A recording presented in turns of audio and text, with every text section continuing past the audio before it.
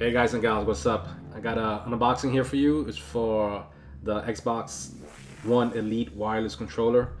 It's a high price item. It has it has its benefits. We're gonna take a look at it. It's high quality. It's a better controller. Supposedly the insides are not the same thing you get at a regular controller where it's just basic. You know, you're not paying twice the money just for these little components. Actually, the inside workings of it, whereas the rumble motor and the springs for the trigger buttons, is completely different. So there you go. You saw the settings in the back, in the front, and the accessories. Customize your experience. Select preferred thumb, stick, and D-pad for competitive edge. Optimize for any game. Fire faster. Achieve greater control. All that is good. This is the underneath of it. You're gonna get a closer look at it. This is just unboxing. I'm gonna get you a little bit closer, and there goes my finger. It's I'm a little handicapped. This is that guy right there, the razor. So yeah, and putting the autofocus camera, guys, it's a learning curve. Very excited for this controller. It's high priced. I believe it's $149.99 or maybe $159.99. It's high priced, you know, like I said, and it's sold out. So it's hard to get this item right now. And if you could, you know, you're getting robbed without a gun, I guess. Some people buying it for $300 online, or some people are selling it, and they are getting sold. So there you go. So you got the case. This comes with a carrying case, so that's a plus right there. Standard controllers don't come with a standard case. Here goes the quick setup manuals. Because also with this, there's an app that you could download for the Xbox One to customize it even more in depth. Where the analog, the calibration of the sticks, if you want it super sensitive, if you want it not too sensitive, all that is achievable through the app that Microsoft provided for the Xbox One. So this is interesting. I wasn't expecting this. They have batteries. As soon as I get this thing out, I remember it was kind of difficult, especially with that thumb not helping me. So it comes with the same charger cable, I guess, but it looks a little bit longer, and it's braided.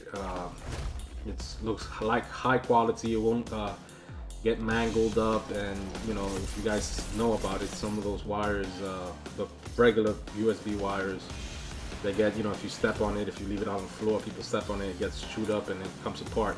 Hopefully this is high quality, won't have that problem.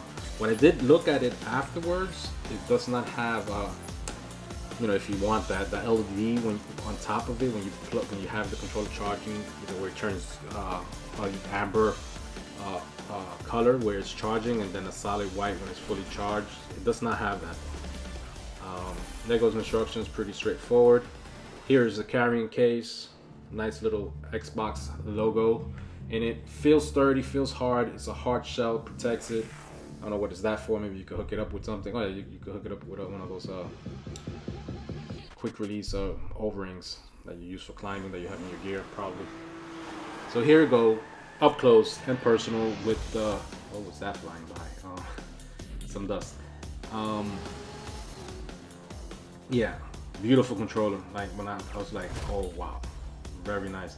Have a little pouch there maybe for the USB cable that I just showed you.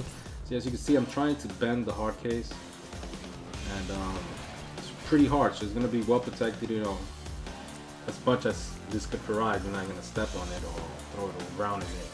Here's the accessories. It comes with 3 sets of analogs, so that's 2 at a short this beveled, the ones that I just put down. Those are the shortest one. These are the high, very high ones, the one that I'm touching, and then a medium, so it's small, medium, large.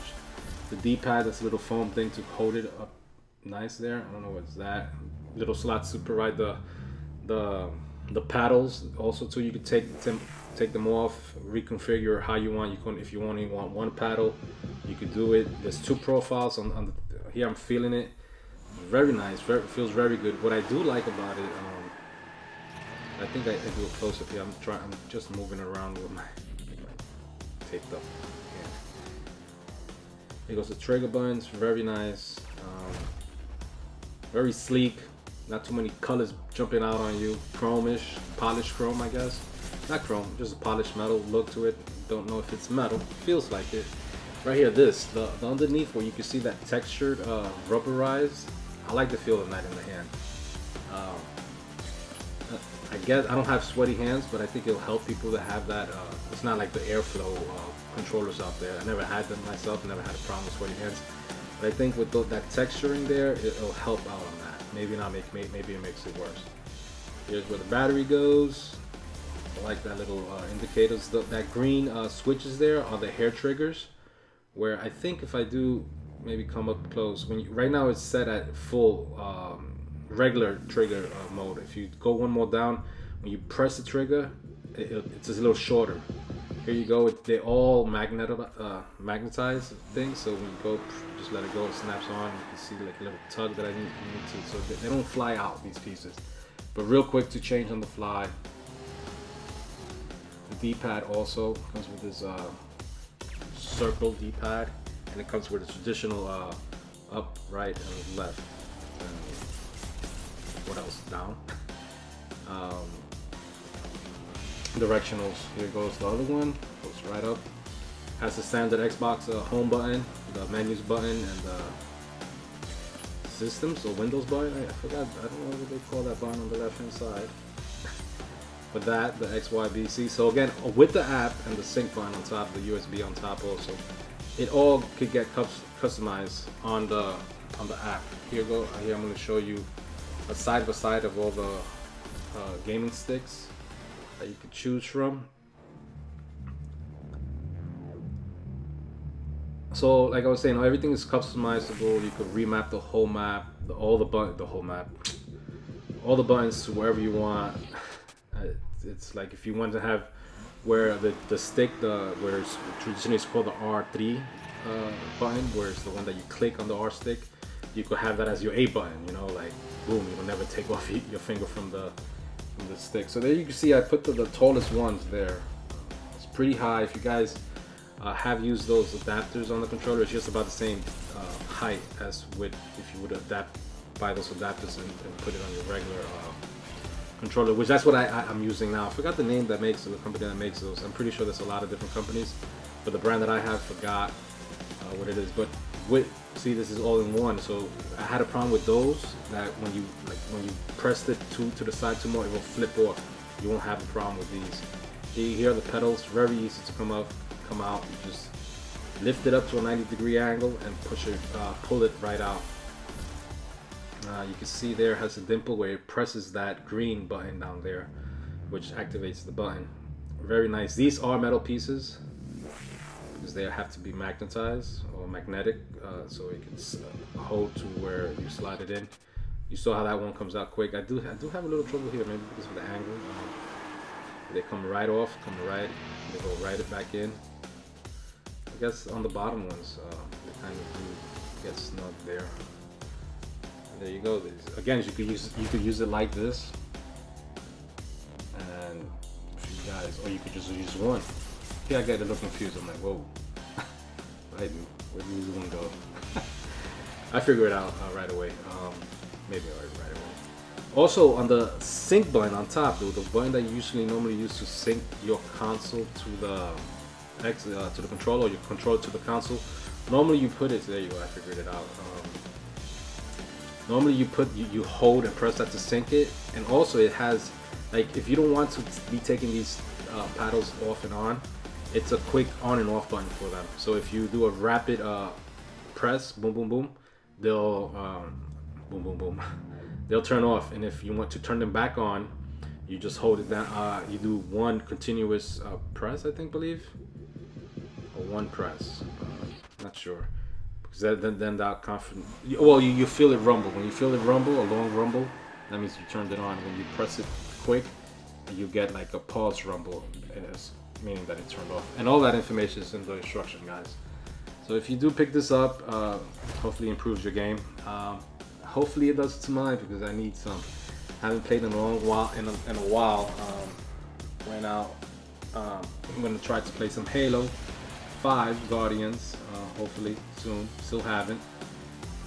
Just too busy trying to do these videos and work.